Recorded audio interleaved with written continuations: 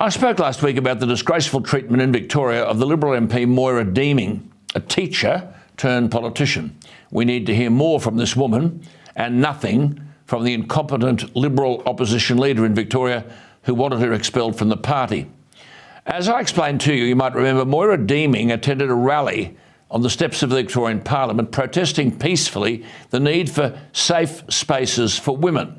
In other words, there needs to be full debate on what rights transgender women, that's biological men who transition to women, what rights should be allowed to women in spaces reserved for women. Now, common sense would say, well, that's pretty obvious, isn't it? Moira Deeming attended a rally arguing for safe spaces.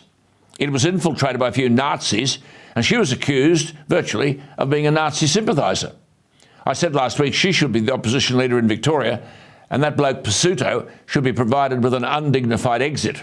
Interestingly, Moira Deeming said at the time of going into Parliament, I quote, "I don't think it's healthy to tell children that they can change sex or that their feelings on what sex they are the thing that they should affirm rather than their biology. Because," she said, "which thing is going to leave you healthier in the long run?" Unquote. She wants to see an inquiry in Victoria into youth gender medicine, arguing that the inquiry, quote, "has to be genuine, it has to be real, and it has to be open, and it has to go for 6 months, a year, or whatever it takes," unquote. Now, Victoria is home to Australia's largest and most influential gender clinic at the Royal Children's Hospital in Melbourne, where new patient referrals, this is a gender clinic, have multiplied 100-fold over the decade since 2011. And the clinic gets moral and financial support from the Andrews Labor government. Moira Deeming used her maiden speech recently as a Liberal member of Victoria's Upper House to call for, quote, "an open inquiry into gender affirmation practices," unquote, involving minors. She described hormonal and surgical interventions as, quote, "medically unjustifiable, irreversible and devastatingly harmful," but argued, quote, "ideologues continue to vilify and incite hatred towards anyone sounding the alarm," unquote.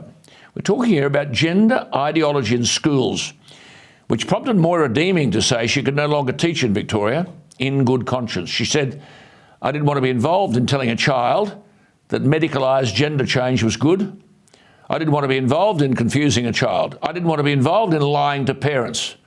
I felt like," she said, "I was being used by the government to push an ideology behind parents' backs, which was not anywhere near close to being harmless," unquote. Well, that's Victoria.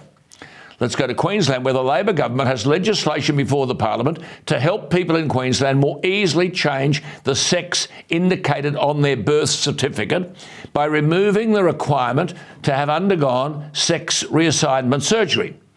Under the legislation, parents would be able to opt not to record a gender on the birth certificate of their newborn. These are supposedly plans, as part of reforms, to promote transgender rights. I spoke off-air this week to the opposition leader in Queensland, David Crisafulli. He told me the legislation hasn't gone through the Parliament, but it will with the support of the Greens. If the legislation is passed in Queensland, children over the age of 16 will be able to legally identify as a different sex without parental consent. But they'll need a supporting statement from an adult whom they've known for at least a year.